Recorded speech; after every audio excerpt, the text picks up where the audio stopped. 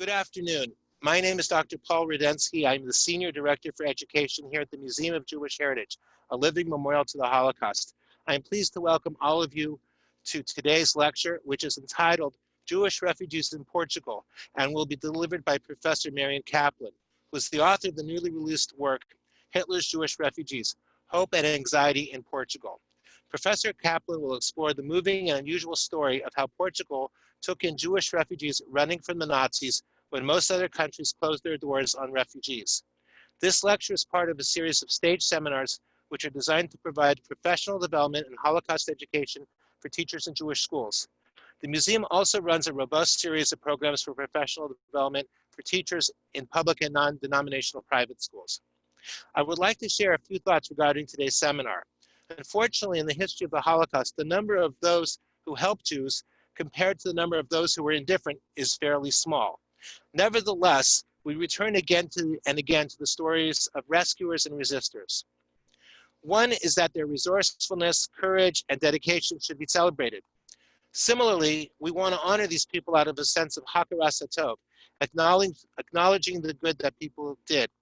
Moreover, by teaching our students about rescuers and resistors, we hope that we are inspiring them to follow these noble examples.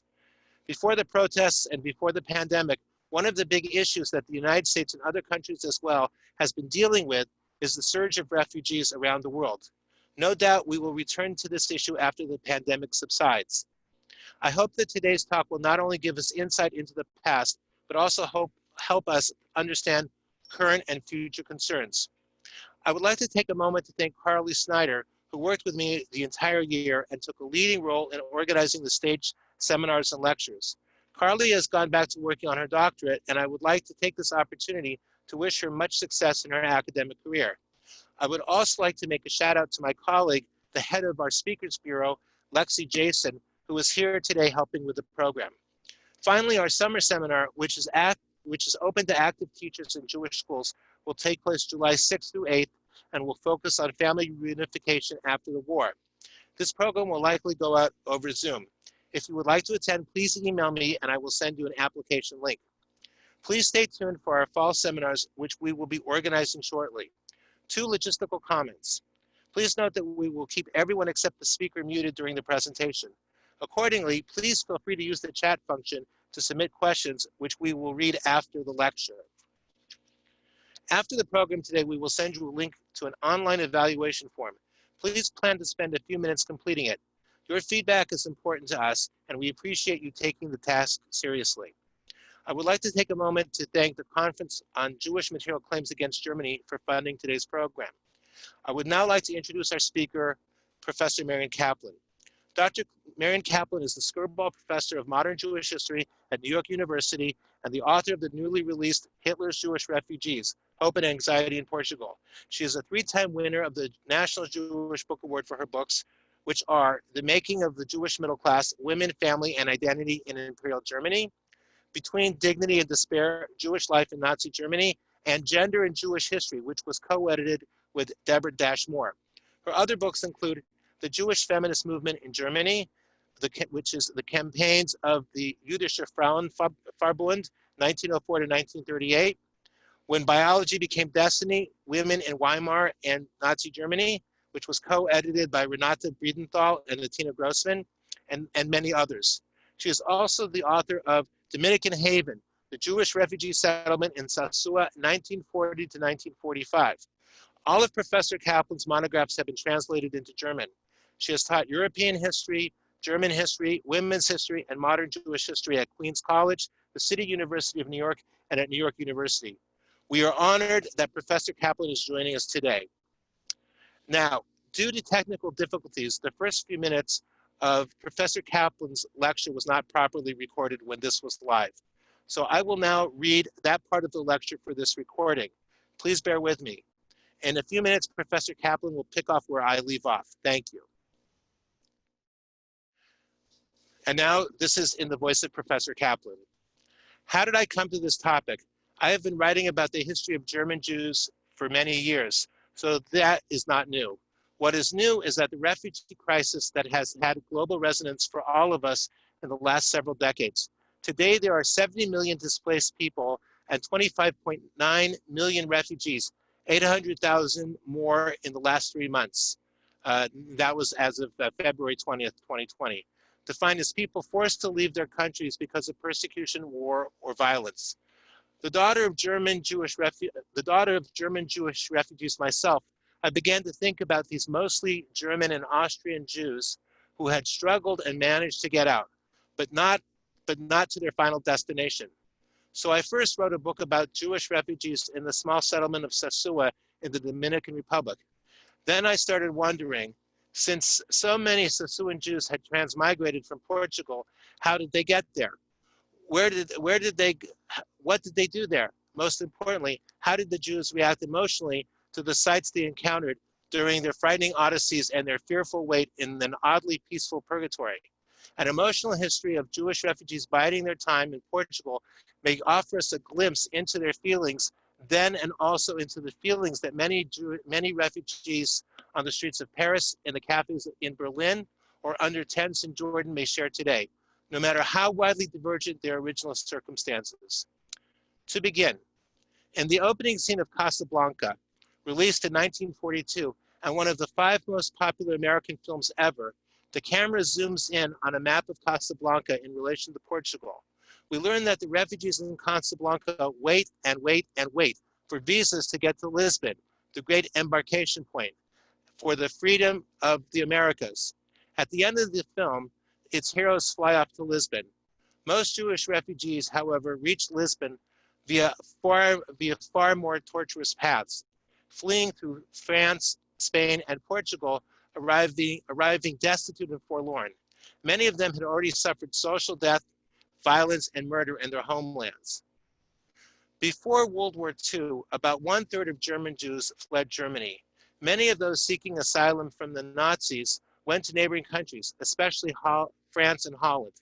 Even after the brutality of the Austrian annexation in 1938, very few Jewish refugees from Germany or Austria headed towards Portugal. Most did not even consider Portugal a poor agricultural country under another dictatorship. Still, all newcomers, whether Jews or refugees from the Spanish Civil War, alarmed the Portuguese government. After the shocking violence towards Jews during the November pogrom, also known as Kristallnacht, in 1938, German and Austrian Jews urgently tried to flee. However, immigration restrictions in foreign countries stymied many. One refugee wrote, quote, "Every door and portal is firmly locked and bolted, and so is every heart," unquote. In that same fateful year, Portugal began to issue only 30-day tourist visas to persons who could document that they had already had visas to overseas destinations and could show proof of ship tickets and the ability to pay expenses in Portugal. Many refugees didn't have these papers or money. Still, they came. Mass flight began with the fall of France in spring 1940. Millions, not only Jews, fled south. Most foreigners, especially Jews, had to get out of France, where the police treated them with, quote, a combination of muddle and brutality, sometimes resorting to mass roundups that could end in a concentration camp. Yet, leaving France proved treacherous since the French, now cooperating with Germany, refused to give exit visas. Spain's stance on refugees crossing borders also grew increasingly unreliable, making it, quote, hard to imagine a crueler way of torturing human beings, unquote. So how did the refugees get to Portugal, and how did they experience their stay? My book takes the reader on a journey to many locations which refugees confronted in their attempts to flee Europe. Today, I focus on 3 such sites: the borders refugees nervously cross, the lines at consulates and aid organizations that they fretfully waited on, and the smoky cafes they uneasily inhabited. These sites triggered emotional reactions, sometimes feelings of anguish, and other times relief, and often both. Refugees with and without proper papers faced borders, 4 of them, with angst and expectations. Would guards let them through or turn them back? Were their documents sufficient, whether legitimate or forged? As refugees reached the French-Spanish border, a journalist noted, quote, "Papers, those scores of papers that refugees must carry, are nervously checked for the 100th time to make certain everything is there." At each crossing, anxieties rocketed. Quote, borders meant danger. Something could go wrong. Perhaps one didn't have all the papers, end quote. Or forged papers could be challenged. German Jew Hans Zahl fretfully crossed the border with his, quote, brand new Danish passport made by one of the best craftsmen in the field. Many refugees faced harsh scrutiny by German patrols at the French-Spanish borders, including being forced to strip completely. Some refugees made the desperate decision to flee France without any papers at all, avoiding all border guards. Leah Lazego, with 2 children and a 3-month-old infant, climbed the Pyrenees on foot in 1943. And even when they passed out of France, or later out of Spain, Max Eschelberger remembered, quote, we had been told that whoever crosses the border initially feels only a sense of unutterable relief. We did not feel that way. We could not sense anything but the certainty of having lost our homes and everything we had loved, that there was no return and nothing in front of us but a dark future. We'll also have to keep in mind, although I can't go into details here, that age made a striking difference. Children and young people could treat crossing borders, for example, as an adventure, even as their elders considered such dislocations nightmares. Gender, too, produced varied reactions. Although men and women faced similar insecurities and material losses, men had lost more in the public sphere and perceived their losses as greater. Portugal demonstrated generosity at first, admitting tens of thousands of trans migrants. By July 1940, Lisbon had emerged as the best way station for Jews to escape Europe for North and South America. Between 40,000 and 100,000 people reached Portugal in the year 1940-41, among whom about 90% were Jewish. Most settled in Lisbon, the capital, and a lively port city of about 600,000, where the majority of Portugal's about 2,000 Jews lived. The writer Arthur Koestler referred to the city as the, quote, last open gate of a concentration camp. Portuguese reluctance and the dizzying visa procedures notwithstanding, Lisbon soon became, quote, the refugee capital of Western Europe. While tens of thousands continued their exodus by boat and some by plane to distant shores, Lisbon still housed about 8,000 refugees in December 1940 and about 14,000 in June 1941. At that moment, the Nazis directly or indirectly controlled most of Europe, with the exceptions of Sweden, Switzerland, Spain, and Portugal. And a few weeks later, 3.9 million Nazi troops invaded the Soviet Union. And in November 1942, a new influx of Jewish refugees appeared in Portugal as Germany invaded Vichy France. What were the Portuguese citizens' reactions?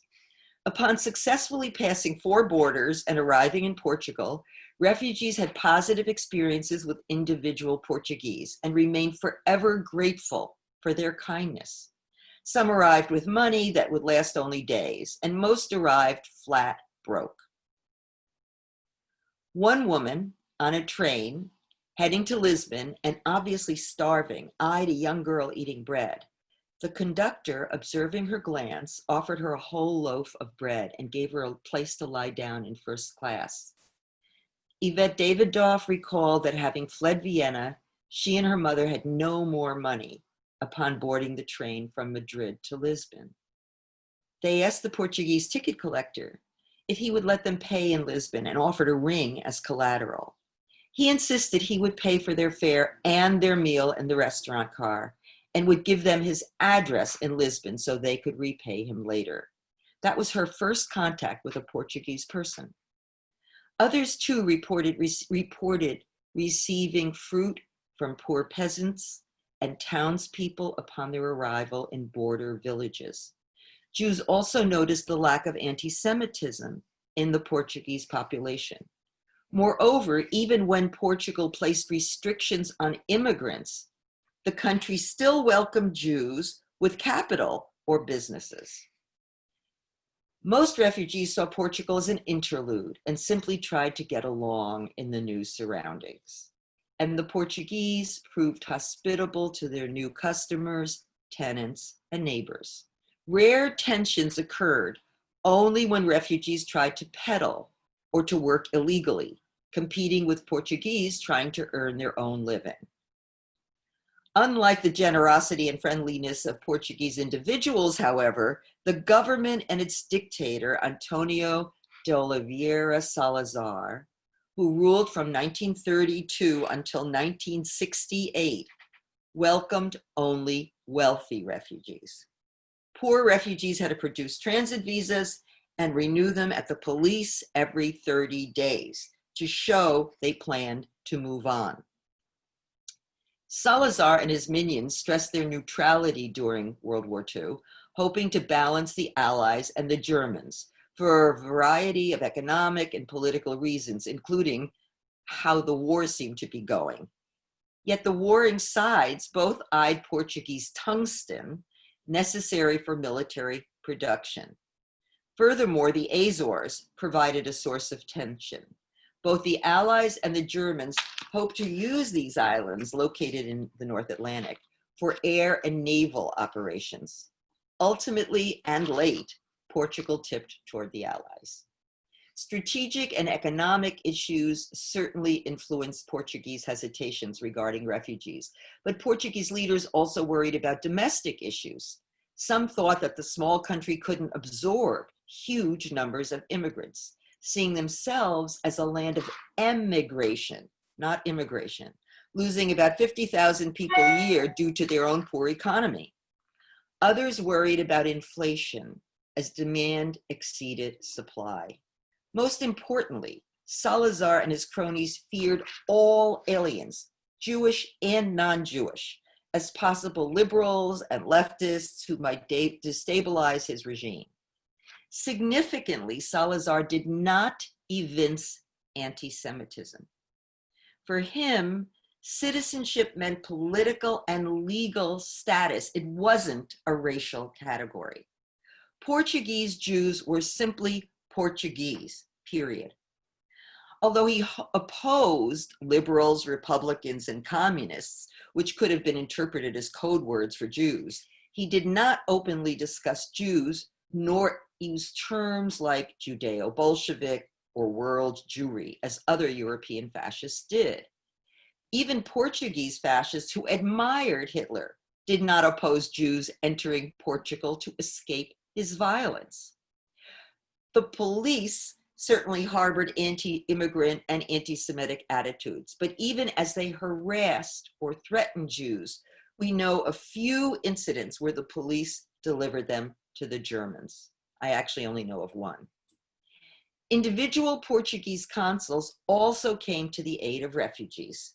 Against the desires of his government, Portugal's general consul in Bordeaux, Aristide de Sousa Mendes, wrote out at least 10,000, some count much more, visas for refugees, both Jewish and non-Jewish, from every part of Europe.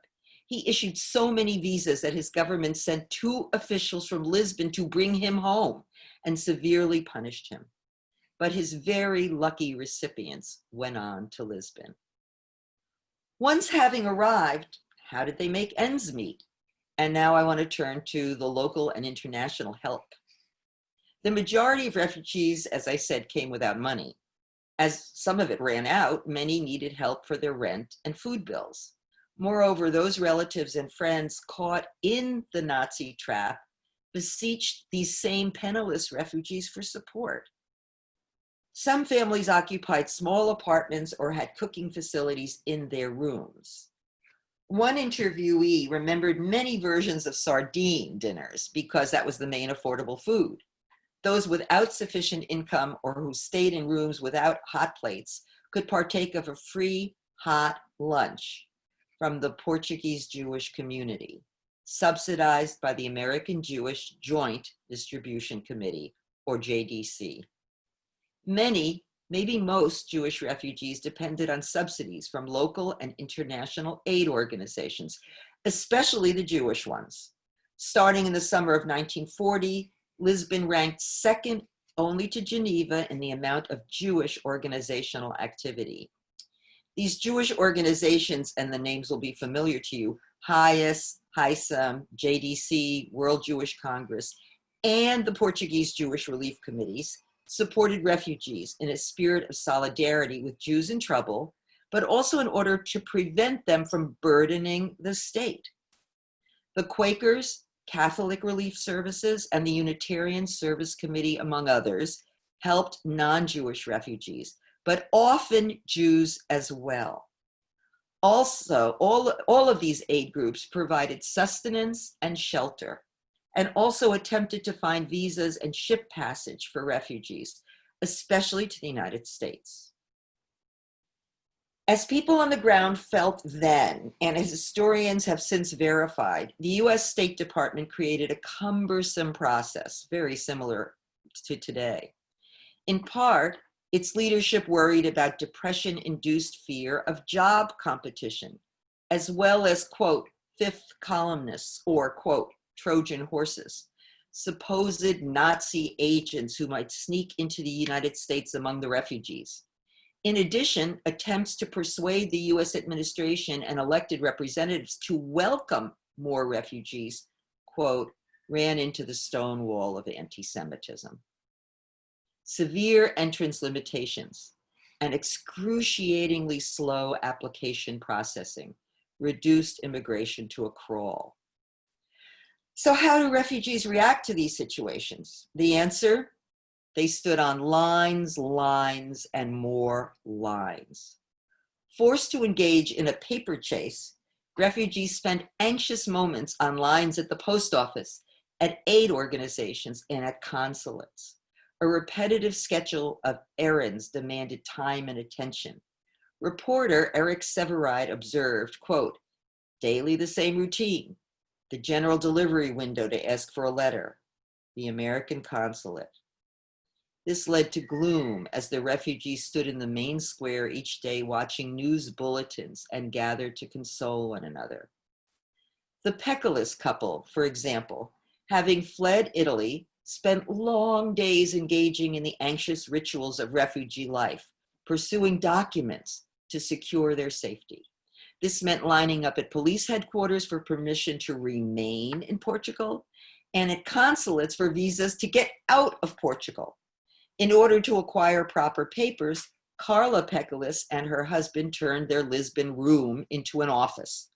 While Alex went out to, quote, visit consulates, police, travel agencies in search of a million things, travel permits, proof of citizenship, money exchange, ship passage, and so on, she, and this quote continues, pounded out letters on the typewriter addressed to friends and relatives, especially in New York, with requests that went from a simple testimonial authenticated by a notary to the all-important affidavit that would place the responsibility for our future on the shoulders of whoever acted as our guarantor. Refugees seeking visitors, extensions, or visas waited on endless lines wherever they went. Erica Mann, on a short trip to Lisbon from England in the fall of 1940, had to appear at the police office for foreigners. She walked 8 minutes to the end of the line. She thought the line at the American embassy had no end at all. Carla Peccolis summed up, while waiting, refugees faced, quote, a jungle of consulates, police stations, and government offices, bureaucratic tape, loneliness, homesickness, and withering universal indifference. She concluded, it would have taken the pen of a Kafka to depict the world of visas in all its surrealistic absurdity, that of a Dostoevsky to render the nightmare of the petitioner's struggle for survival. In the end, the refugees had only one occupation, waiting, waiting, and waiting. And even when one finally reached an all-powerful consul in his office, one stood, as Kurt Israel wrote to his family, with knees trembling and shaking. Adding that Lisbon was beautiful, Kurt Israel also wrote that, quote, uncertainty concerning his future made any real enjoyment impossible. Waiting on consulate lines heightened anxiety and dejection. Many refugees, like Ann Curry's parents, waited on lines for visas to go anywhere. Countless began to feel that no country wanted them. Black humor made the point. A refugee enters a travel agency and says he'd like to go to any country in the world. The agent brings out a globe, and the customer studies it carefully, finally asking, is that all you have to offer? Besides lining up for police and consuls, most refugees also waited at aid agencies. Daily interactions with these organizations provided relief and exasperation. The refugees themselves understood that American Jewish organizations offered a lifeline. Hansal wrote that they paid their hotel or boarding house, the food they ate, the doctors they needed, and, quote, the pills for anxiety and sleeplessness. Gratefulness, however, clashed with frustration, similar to the resentments and mistrust that often complicate relations between social welfare organizations and their recipients. Refugees had suffered drastic economic and social decline. Hannah Arendt saw, quote, parables of increasing self-loss. She observed that many of these refugees had, quote, felt entitled from their earliest childhood, end quote, to the accoutrements of middle-class existence, middle-class status. Quote, they are failures in their own eyes if this standard cannot be kept up any longer. They constantly struggle with despair of themselves. She explained, quote, we lost our home, which means the familiarity of daily life. We lost our occupation, which means the confidence that we are of some use in the world. She described a frustrated middle-aged man who had appeared before countless committees in order, quote, to be saved. At one aid organization, his emotions triggered an exasperated exclamation. Quote, nobody here knows who I am. Nobody knew who he had been, or the kind of people he had come from, or the heights from which he had dropped.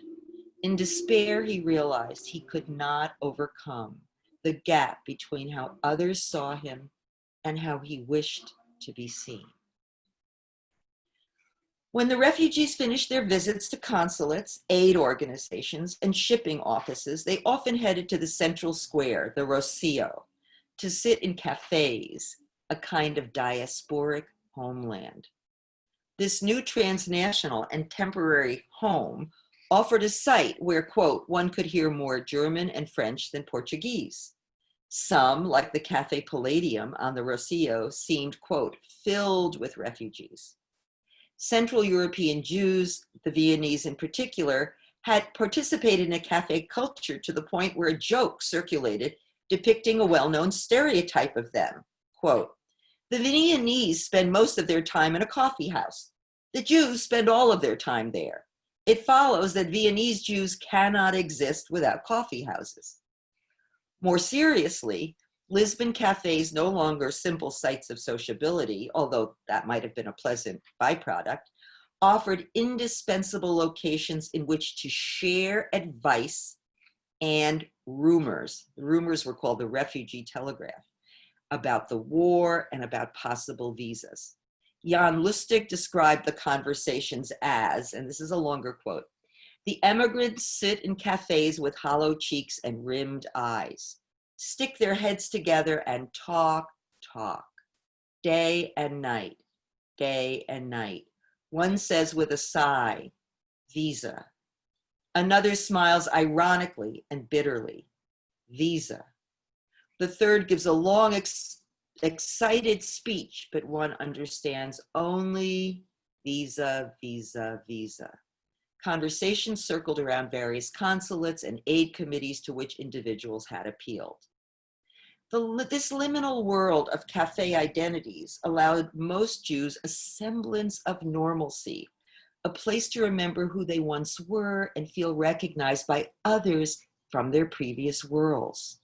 Stretching their cups of coffee for hours, women and men found solace among people in the same situation. Many faced the same psychic hell, worrying about family and friends left behind, mourning the loss of their homes, positions, and reputations, fearing the process of starting all over again in a new place with a new language and new rules. Erica Munn described the smoky, densely packed cafe she frequented, where patrons, quote, would rather forego a hot meal or a night in a hotel than miss seeing their comrades who shared the same fate and whom they would surely encounter here. By sharing angst and empathy, cafe patrons bonded, yet they were also rivals enveloped in their own misery. They depended on one another for friendship and support, but they also competed for scarce visas and insufficient space on ships. Sharing hope, they needed to repress envy when someone else succeeded. When one woman received her American visa, the cafe in which she passed her days first erupted in a flurry of questions. What kind is it? A visa to immigrate or an emergency visa? Where'd you get it? Certainly not here. When do you leave?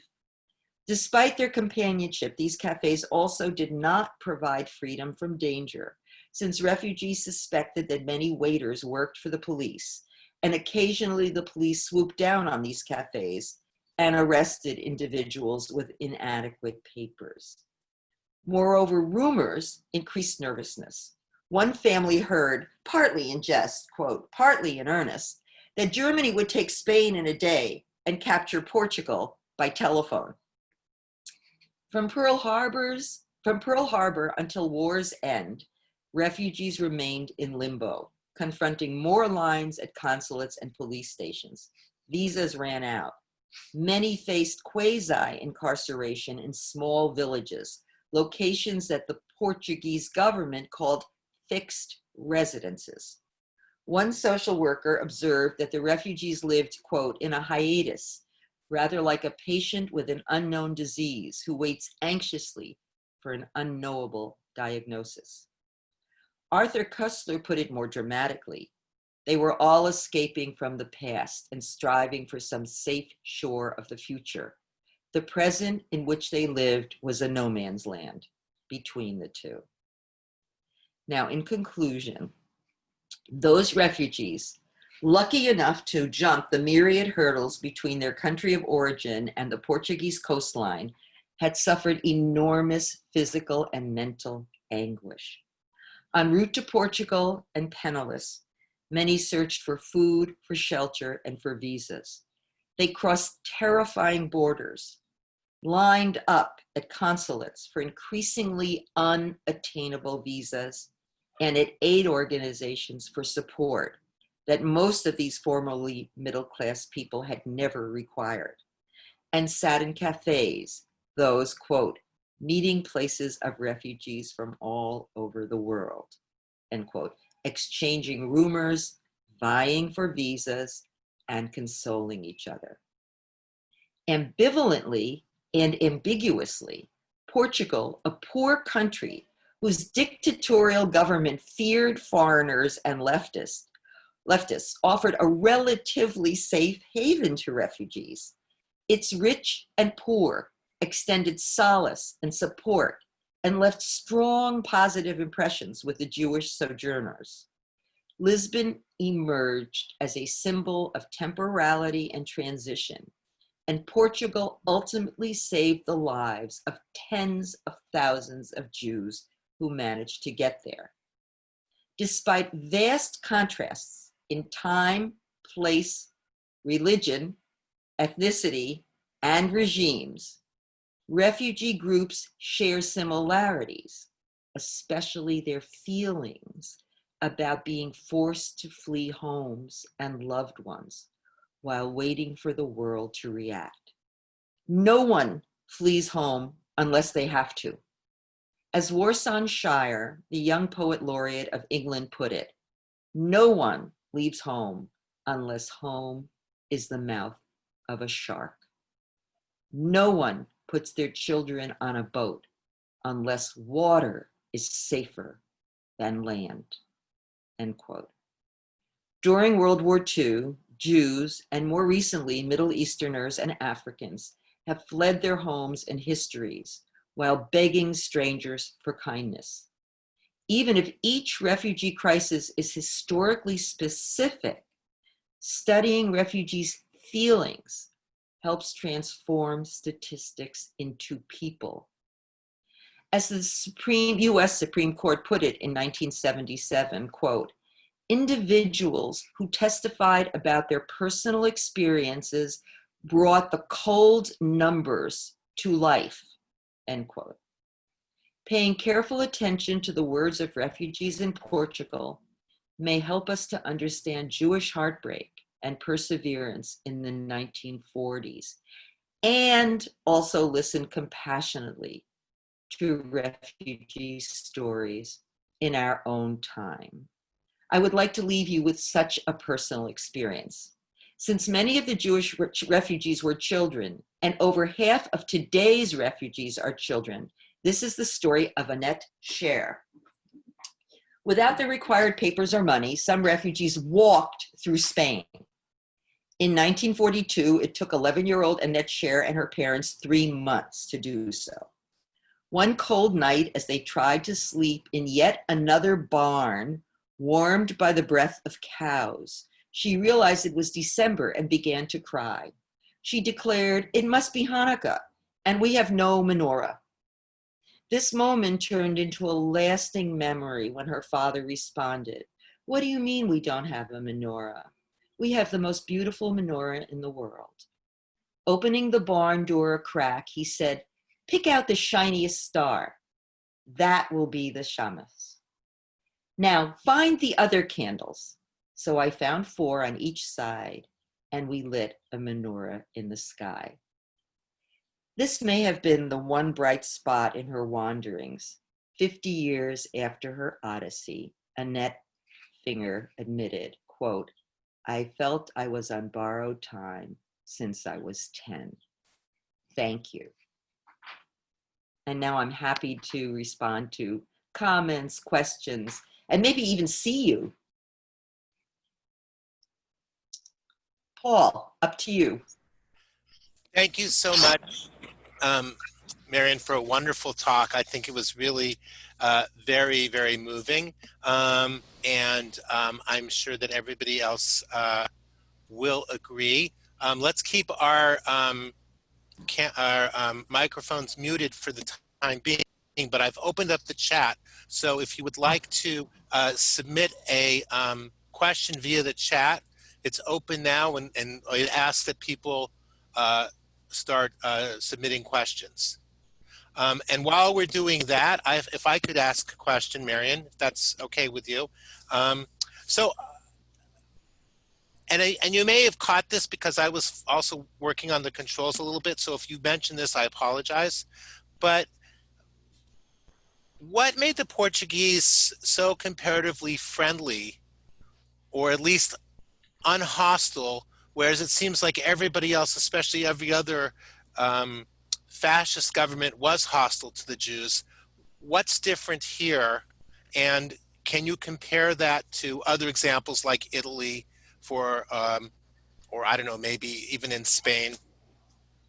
I'm smiling because I have been joking that I try to find countries where there was no anti-Semitism. That's sort of my job right now. And in the Dominican Republic, there was really no anti-Semitism either. Salazar was a PhD. He was an economics professor. He was not going to fall for this racial nonsense. He wrote an essay saying that this racism is ridiculous. And he treated his Portuguese Jews, those 2,000 in Lisbon, very, very well, because to him they were Portuguese and they had another religion. And many of them were high up in his government. His best friend from college, later became an economics professor, was Moses Amzalek. Moses Amzalek was Jewish. and was the head of the Jewish community in Lisbon for decades. That's his best friend. He didn't have many friends, Salazar. That's his best friend. So he didn't believe in the racism. Now, was there anti-Semitism? Did peasantry or poor people go to church and hear about how bad Jews were to Jesus? Probably. Did they show it? No. Why didn't they show it? Partly, I suspect they didn't know these people were Jewish. They were refugees. They wore tattered clothing. They sat in cafes for hours. They didn't have jobs. They weren't allowed to work. So it could have also been that they just felt sorry for these displaced people. And since there was no formal anti-Semitism, including there was a fascist youth group in Portugal that marched, for the fascist parades. And they even marched with the Hitler Youth, but they refused to acknowledge the anti-Semitism. So I think it's because Salazar was a little too smart for that. Italy is another story. Italy's a super complicated story. There are many, many Italians who were very good to Jews, and many Jews after the war who said the Italians were brava gente, good people. But there were equally many fascists who were anti-Semites and who turned in Jews and who rounded up Jews, and a whole school of young Italian historians today are studying the non-brava gente. So it's a very complicated story that's newly emerging. But I think that's my answer about Portugal, that, aside from the personal connections Salazar had with Amzalak, and Amzalak, we think of most Jews today as somewhat liberal in the United States and in the rest in Europe as well. Amzalak was really a fascist, but a Portuguese fascist, someone who supported Salazar, someone who at some point there's been criticism of him because he received some award from the German Red Cross under the Nazis. So there's some criticism of Amzalak, but otherwise he was incredibly helpful to the Jewish refugees as well. People are complicated. Right, thank you. I have actually more questions about that, but we've got in a number of questions, so I'm going to try to share some of the questions from the attendees. And I'll jump back and forth here. So here's a question from Ms. Licht, Ms. Rachel Licht. Was Salazar ever given recognition from Israel or Yad Vashem? No. Remember, I think that's okay because Yad Vashem has very strict rules. And one of those rules is that you had to be in personal danger. And so Salazar was never in personal danger from helping Jews come in. And as I said, it was a push-pull. Okay, come in, but only stay 30 days. What happens after 30 days? Show up at the police and prove that you're going to go away in the next 30 days. And so every 30 days, these refugees had to show up again because they couldn't get out. So I think that maybe, I don't know, maybe there would be some way of stating that Salazar saved many Jewish lives without the righteous label. I think Sousa Mendes definitely got it and was badly punished. He lost his job. His children, all 13 children, all left Portugal because they weren't getting jobs. They couldn't go to the university. They were really punished seriously for his having given 10,000 or more visas. There is a Sousa Mendes Foundation on Long Island, and they claim, I think now up to 30,000. People are trying to figure out how many visas. That's amazing. It's incredible. Here's a question that from Dina Spira, but also I was thinking about this too. When we talk about this Jewish community in Portugal, it must have been really tiny. I guess there were the conversos, but I can't imagine that was a much significant population. And then no, it wasn't the conversos. It was Jews who had moved back in the 19th century, early 20th century, and who had been there now for 3 or 4 generations. There are now people in northern Portugal who think they are conversos. There's a town in northern Portugal, I'm forgetting the name, where they found a mikveh and they found other kinds of documentation, but these were kind of European and Sephardi Northern African Jews. But they weren't so much conversos. Interesting. Okay. Here's a I could say question. one of the things about the Lisbon Jewish community, though, there were only like 2,000 people. And they worked so hard to help the refugees. They set up a soup kitchen on a hill where they could, give soup, not soup, food to people. And they were supported by the Joint also, because although it was a quite middle class Jewish community, they couldn't have the money to feed 60,000, 70,000, 40,000, 15,000 people. So the Joint supported them. Uh-huh. Thank you. I guess, do you have a sense of the numbers of how many Jews were trying to emigrate out of Portugal? And then I guess another question is how many, did people stay in Portugal? Were there some Jews who stayed there, and did the community grow? Okay, so you saw the figures I gave went from like 100,000, 80,000, 70,000, 14,000, and they kept going up and down because people would come, leave within 3 or 4 weeks. Some would come and get stuck there for 5 years. Others came in 42 when the Nazis came down into Vichy, France, and those Jews who were trying to hide in Vichy had to flee. So the numbers kept changing. Ultimately, very few Jews stayed. Those who stayed tended to have been the young people who found husbands and wives there and who stayed their whole lives. There are two very nice films. One is called Under Blue Skies, and the other I am forgetting. But Under Blue Skies is very sweet, and it's interviews with people who stayed and why they stayed. And so I think if anybody wants to see that, I think it's on YouTube. So you could probably find it. It tells the story I'm telling, but with different people, because I use documents and interviews, and they used people in Portugal. But that's worth seeing. I would say today there aren't many of the original Europeans left, but of course they're children because they intermarried. And they intermarried with Portuguese Jews and non-Jews. It's very, very interesting, and it's interesting to hear about the movie as well. It's a compliment to your lecture.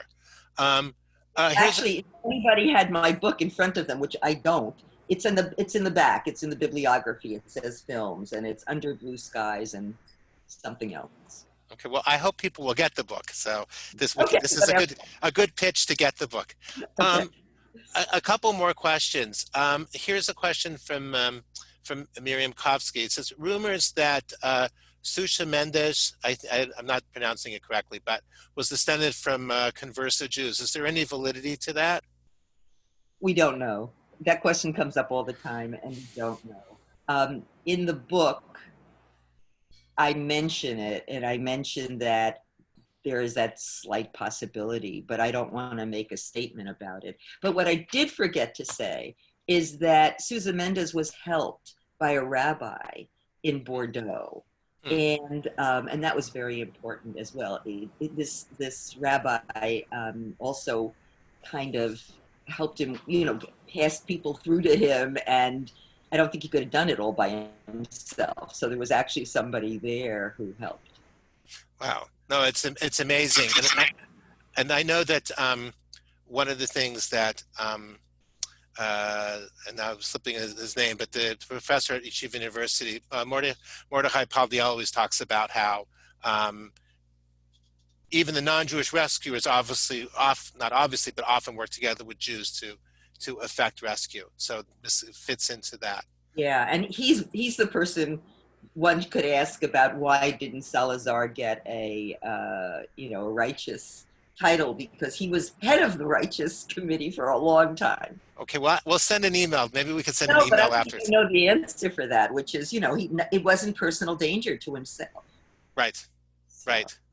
No, that's true. Now I'm just going to see if we have any other questions here that we haven't already answered.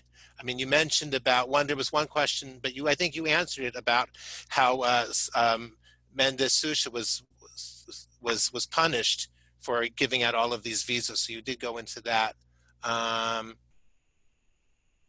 Okay, and just want to see if there's anything. I think that's basically, oh, here's a new message. Let's see what that is. Okay, Under Blue. Okay, so just the name of the film, and could you give us the name of your book again? Oh, Hitler's Jewish Refugees. You know what? Hang on a second. I've got it right there. Okay, thank you. Not that I forgot the title, but I did want to look up that other film. It's Hitler's Jewish Refugees, Hope and Anxiety in Portugal. And it's a history of the refugees' feelings and of the places where the sites, the locations where they had to spend so much time. Let me see if I can give you the other film, because people enjoy films. And you can also, if you use it with your students, students certainly enjoy films more than. Okay, so it's Under Strange Skies. Sorry, I got that one wrong. Under Strange Skies is the film. And then everyone has to see Casablanca. If you haven't seen Casablanca, it is probably my favorite movie of my life. And it is one of the most popular films in film history, with Humphrey Bogart and Ingrid Bergman. How can you do better than that? But I want to find that other film. Lisbon, Harbor of Hope. Okay, so Lisbon, Harbor of Hope, and Under Strange Skies. And I think since many of you are teachers, I think students would like that, to interview and the last thing I might say, unless we're running over time. No, we're good. We're good. Okay, the last thing I would say is, like, people often ask, like, how did I get all these feelings? How did I get all these sources? And the answer is I read a lot of memoirs and diaries and letters, but I also listened to lots and lots of interviews. And I don't know if anybody here teaches high school, but the Shoah Foundation in California, at the University of Southern California, has wonderful interviews. That's where I found that interview of the child who walked across Spain and her father built the menorah in the sky. It's just an amazing story, and she just tells it, and so I think it'd be very touching for students to watch some of these interviews. And my other main point, which I don't want to hammer over your heads all the time, but my main point is that refugees often have such similar emotions. They've lost their homes, they've lost their status, they've lost their professions, and now they're sitting in a cafe where the people looking at them think, well, why are they in a cafe? Why aren't they working? That's what the case in Germany, where there are so many Syrians sitting in cafes in Berlin. Well, the answer, they're not allowed to work. And there is a bureaucracy that is like crazy. Before you can even start to do a career in Germany, you have to have a certain grade of German language. So first you have to learn the language. Then you're allowed, it's red tape like you wouldn't believe. But there are, these people were doctors and lawyers and a lot of engineers in their home countries. And in Germany, they're nobodies. And that's exactly what happened to so many refugees in Portugal. But then, of course, when they got to the United States, they were also nobodies. And that's, the story of my family. They get here and, a small businessman becomes a peddler, and a woman who had been a housewife becomes a cleaning lady. So that, there's downward mobility in most refugees' lives. And I don't think the other side understands that. I don't think the people who see those refugees see them as anything but a cleaning lady. Laurie Siegel, who wrote a wonderful memoir called In Other People's Homes. She's a writer on the Upper West Side. In Other People's Homes, her mother is a pianist, and now she's a cleaning lady in London. And not a cleaning lady, a housekeeper. And she says to the lady who's employing her, oh, I play piano. And the woman says, oh, That's lovely. There's a piano in the basement. You can play on that one if you'd like. Hmm. So she doesn't understand. And I guess this woman didn't say I'm a concert pianist either. But had she said I'm a concert pianist, no, you're a housekeeper. So I'm nice to you. I'm giving you the piano in the basement. So that kind of thing. And that happens to refugees all over. And I think many times that's a hard thing to transmit to students. It's a very hard thing to transmit to students. But it's worth the effort, obviously, and I'm sure you're all doing that. I agree. I mean, I think this is something it's so easy to look at the kind of the facts and the dates and the chronology, but to get that sense of the emotional history and how people feel in that particular moment, I think it's so important. And I think you really did a fantastic job delivering that and giving a sense of that anxiety that the refugees in Portugal had, and helping us use that to have empathy with other refugees today, which I think it's wonderfully done. So I there might be one or two other questions, but I think I can send them on to you. Yeah, I'm happy to answer them later too. Thank you. I would just like to thank you on behalf of myself and the Museum of Jewish Heritage and everybody who's here in attendance for a wonderful presentation. And I hope we get an opportunity to learn with you again in the near future. Thank you, and I appreciated all your attention. It's Hello, Liz. it's my pleasure. Okay, take care. Bye, everybody, and thanks Bye-bye. for your attention. Bye. My pleasure. Have a great day, everybody.